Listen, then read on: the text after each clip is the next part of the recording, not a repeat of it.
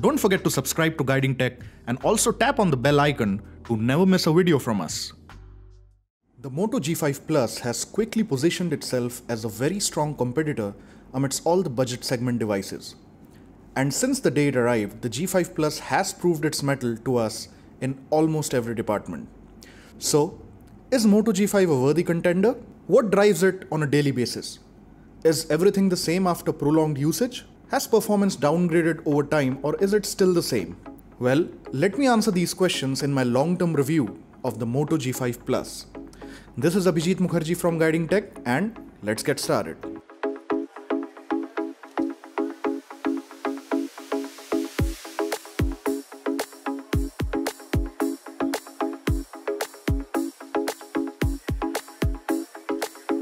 When we talk about design, the first thing that comes to mind is the look and feel of the product.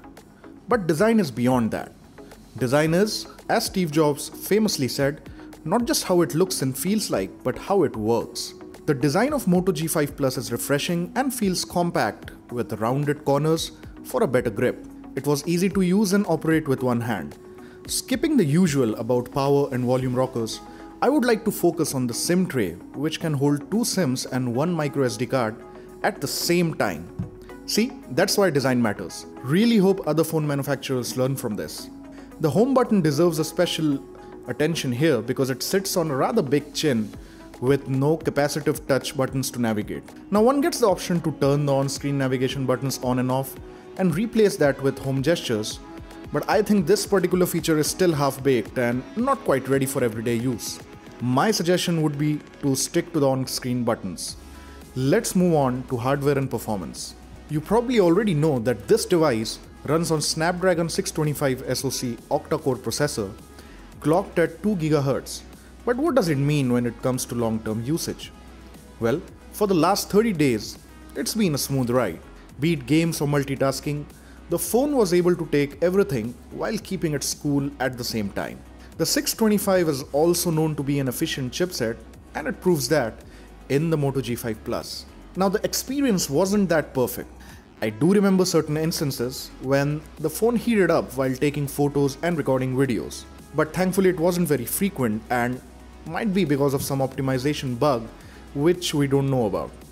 The phone comes in 2 variants. The cheaper one is with 3GB RAM and 16GB storage at 13,999 rupees, and the premium one is 4GB RAM and 32GB storage at 16,999. Now here's the funny thing. This phone does not have a magnetic sensor. Now I'm not sure why the company excluded something as ordinary as a magnetic sensor, but during my usage I did kind of miss it when I was using maps and was not able to see which direction I was looking at. It didn't affect the navigation or anything, but a small issue that could bother a perfectionist like me. Moving on to the device's display, the one thing I liked is the reduced display size. Personally, I favor a screen size that fits my pockets and more importantly, fits my hands, and Moto G5 Plus checks both the boxes with its 5.2 inches display. The display hasn't changed much when compared to its predecessor. With a Full HD display, the device provides crisp quality at different viewing angles. Be it watching movies or playing games, it worked perfectly, and there's the Gorilla Glass 3 protection too, which of course is an added advantage. One more thing which I would like to point out is the front-facing speakers that also adds to the movie watching and gaming experience. There is minimal muffling and one can play or watch movies in any orientation. But again, don't expect too much from them. For instance, the audio quality sounded average when I listened to music, especially genres like pop, rock and heavy metal. Works well for the calls though when you're taking them on speakers. Calls on the earpiece sounded fine too. Now Moto G5 Plus is shipped with the latest Android 7.0 Nougat, and you get an almost no-frills stock Android experience. There are some nifty customizations here and there, and gesture support for various actions like shake to activate the flashlight or flip him the camera. All these are very helpful.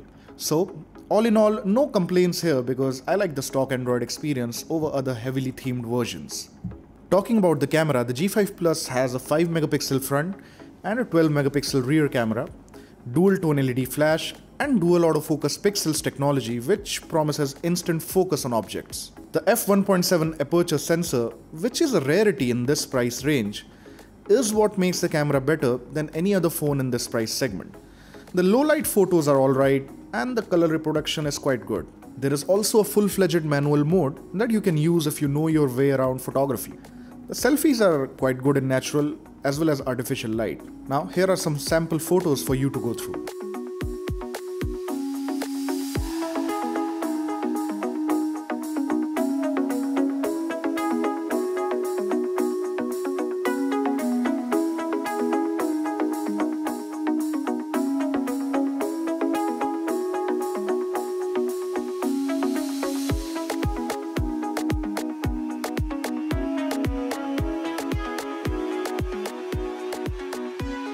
Coming to the battery, for me this 3000 mAh battery lasted 18 hours on moderate use. With WhatsApp, Facebook, Maps and occasional music and camera usage, I was able to make it from breakfast to dinner, after which it required another charge to survive the night. The turbocharged technology, however, is an added advantage here because a full charge required around an hour and a half, give or take. And it saved me a couple of times when I had to rush and needed a solid charge on the phone urgently. So, before we wrap up, let's quickly take up my list of pros and cons of using this device for the last 30 days. Well, when it comes to the pros, we have good design and build quality, latest Android version with gesture support, an efficient processor, and a pretty alright rear camera. Now let's talk about the cons or demerits. There's this lack of physical buttons, which I don't particularly like. No magnetic sensor, of course, which I spoke about. Now the front camera isn't that good, slightly disappointing I would say, and pricing isn't perfect, should have been a bit lower.